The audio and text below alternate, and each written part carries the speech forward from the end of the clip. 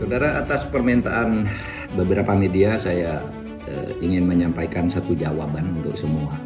Pertama, memang situasi sekarang ini mencekam ya, karena peristiwa demo di DPR yang menimbulkan banyak korban dan kerusuhan yang meluas di seluruh tanah air, sehingga harus segera diselesaikan oleh pihak yang berwenang dan berwajib.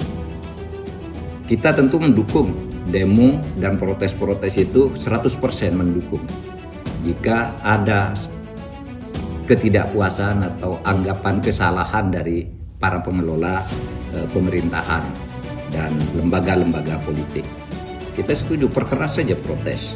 Kita mengerti itu. Tetapi yang terjadi sekarang mungkin sudah terlalu jauh.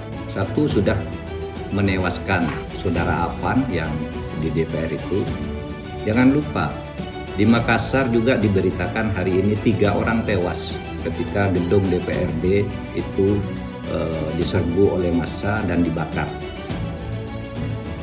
Di Bandung, polisi itu dikejar-kejar habis oleh massa, sampai lari berhamburan, ditangkap, ditendang gitu. Itu sudah tidak sehat. Tetapi juga di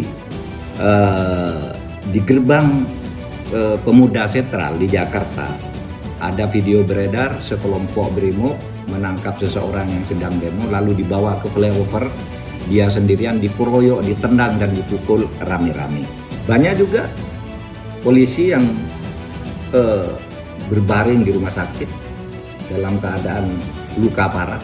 Bahkan ada polisi yang diculik dari Brimob Metro yang wajahnya luka luar biasa, bahkan badannya juga dipaku.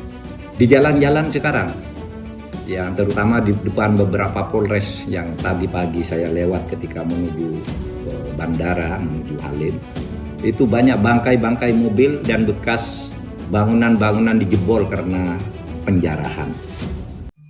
Oleh sebab itu, saudara, mari kita sadari bahwa ini tidak bagus, harus kita selesaikan. Para demonstran, saya tetap mendukung, tapi mari terukur juga agar negara ini selamat. Kepada petugas lapangan juga supaya tidak sewenang-wenang. Saya paham petugas lapangan itu terjepit. Di satu sisi dia harus bertugas mengamankan situasi, misalnya tidak boleh sampai pagar DPR itu jebol atau pintu-pintu tertentu di DPR jebol. Itu saya memahami, itu tugas aparat yang merupakan perintah dari atasan. Tapi juga dia di lapangan menghadapi massa yang sudah mulai sangat marah. Nah, oleh sebab itu ini yang harus bertanggung jawab adalah atasan dalam memberi komando itu supaya cermat dari waktu ke waktu. Gitu. Jangan sampai terjadi korban di kalangan aparat dan rakyat. Yang saya lihat sekarang ini terjadi bentrokan antara rakyat melawan aparat. Padahal aparat itu hanya menerima tugas, tidak ikut mengambil keputusan politik. Jadi korban. Polisi jadi korban. Rakyat jadi korban. Oleh sebab itu ini harus diselesaikan. Masalah utamanya apa? Ya. Masalah utama yang kita lihat itu adalah akumulasi kekecewaan. Ya, apa akumulasi kekecewaan itu? Kebijakan-kebijakan pemerintah yang banyak sekali menimbulkan protes di berbagai bidang. Ya, dan hampir setiap saat protes-protes itu muncul, tetapi penyelesaiannya tidak jelas. Hanya seperti ngasih permen lalu timbul lagi kebijakan-kebijakan yang menjadi persoalan baru bagi masyarakat. Kemudian banyak politisi yang arogan, tidak punya empati terhadap kehidupan masyarakat, sehingga menimbulkan reaksi yang kemudian memanas. Lalu saya melihat juga tak menentunya proses penegakan hukum. Ada yang jalan, ada yang tidak, ada yang hanya masalah sepele aja tidak bisa diselesaikan, ada yang besar diumumkan tetapi kemudian tindak lanjutnya tidak jelas.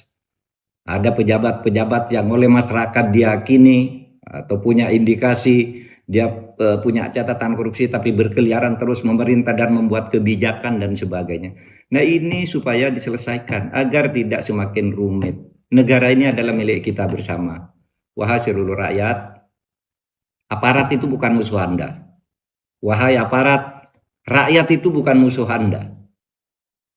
Anda harus menanggung akibat karena kebijakan-kebijakan dan para pejabat dan pemimpin yang korup sebenarnya. Dan penyelesaiannya harus di sini.